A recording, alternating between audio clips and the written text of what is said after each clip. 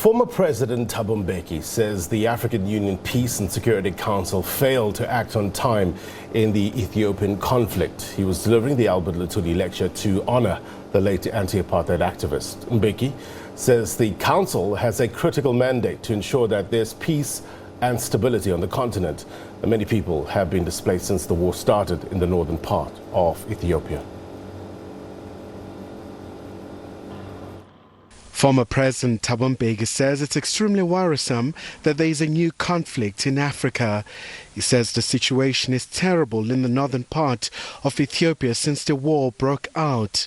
But Mbeki has lashed out the African Union Peace and Security Council for failing to act timelessly.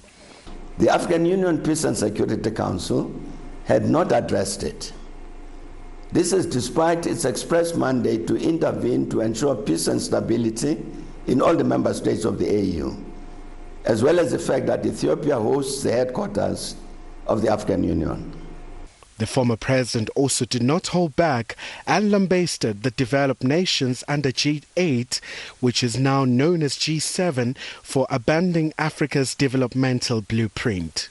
In 2002, the developed countries organized in the G8 adopted their G8 Africa Action Plan, in which they undertook to align their economic relations with our continent on the basis of Africa's own program, NEPAD.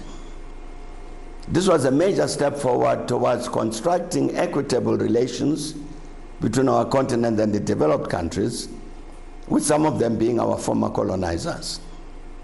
Meanwhile, Mbeki didn't have kind words for NATO since it invaded Libya in 2011.